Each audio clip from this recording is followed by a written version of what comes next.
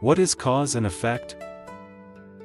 First of all, we need to understand, what is cause and effect? Cause and effect are due to human actions originating from three places: body, mouth, mind. From the word mind, good and evil thoughts; from the mouth, speech, eating, drinking; from the body, actions of hitting, kicking, making love, sleeping, walking, standing, lying, sitting. Actions that originate from body, mouth, and mind are causes, and where there is a cause, there must be an effect. Whatever you sow, you will reap, without fail. Next, we need to understand, what is karma?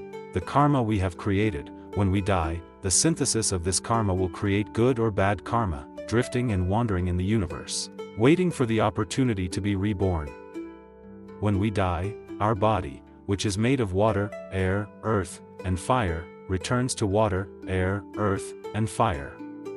Only the consciousness, which is the karmic force, remains. This karmic force includes 33 levels of thought, the knowledge we have recorded. For example, if we have learned something in this life, in the next life, we will learn it more quickly, just reading it once, and we will understand it thoroughly. Arahant Thich Thong Lak taught that, intelligent people are born with it because they were trained in their previous lives.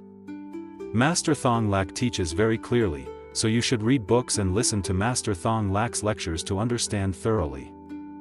During Buddha's time, people were illiterate, so few people understood what Buddha taught.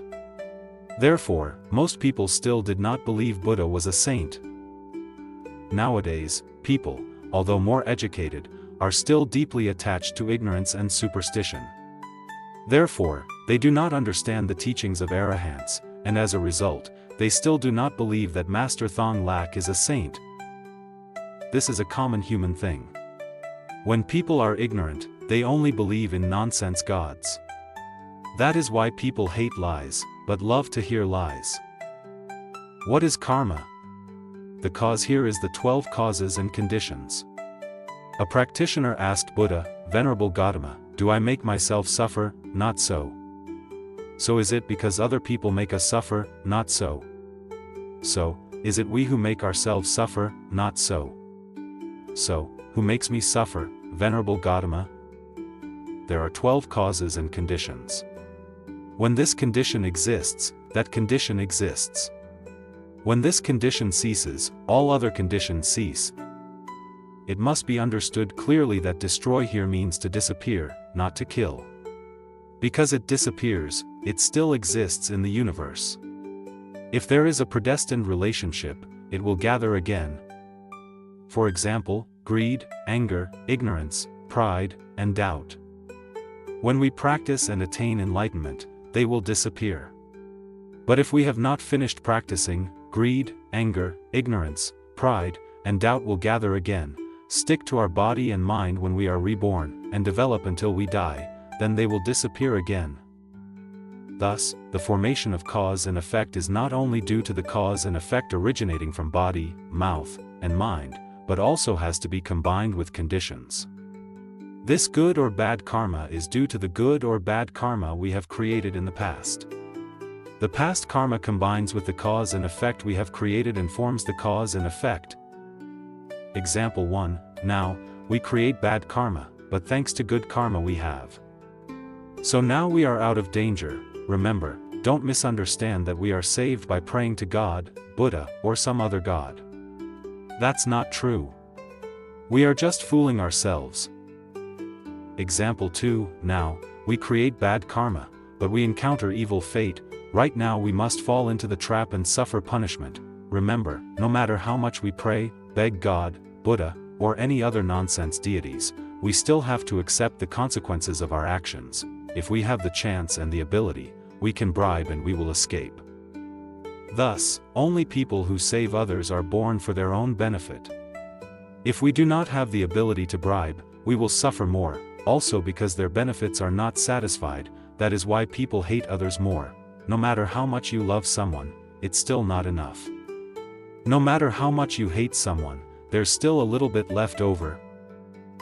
Example 3, now, we create good karma, but because we encounter bad conditions, we must also receive bad consequences first. The good karma will be calculated later, because the good karma we just created has not been calculated yet, and it may also be because it is too little, not enough to calculate immediately. Good and bad karma are created by us in previous lives. We must remember this clearly.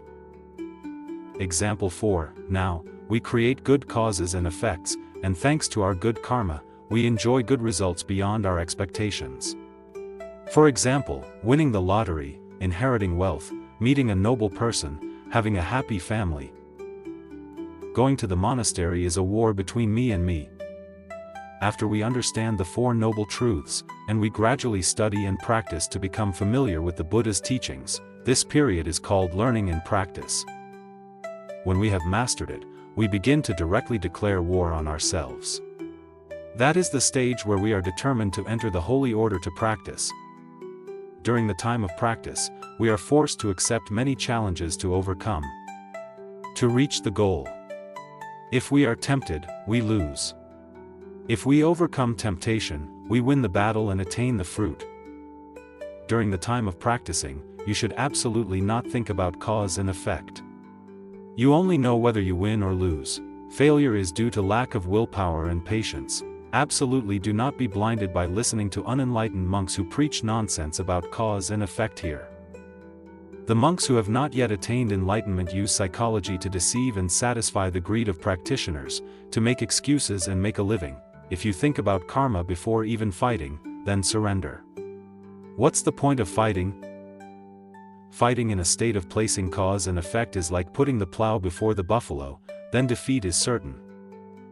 The clothes do not make the monk.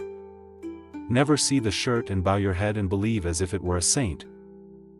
Let's practice seeing clearly, thinking clearly, and then believing. Good or bad karma is created by us in the past. Now, we must accept it. Why can practicing change our karma? Buddha said, "Stand still and you sink. Go forward and you drift. Only go forward." That means, we are living in temporary suffering. Only by practicing can we create the determination to overcome it. Therefore, when we practice, we create good conditions that help us overcome suffering. This is the truth. Remember that. Even though there are thousands of university graduates, when a PhD lecturer lectures, only a few outstanding students understand. Master Thong Lak's lectures are not understandable to everyone. Therefore, practitioners should read books, listen to Dharma teachings given by Master Thong Lak and ask Dharma questions from those who are practicing at Chan Nu Monastery. Don't ask those monks wandering around outside. You'll be dead wrong. Those who wander outside, although they come to Chan Nu Monastery, but if they do not practice and study, what do they know to preach the Dharma?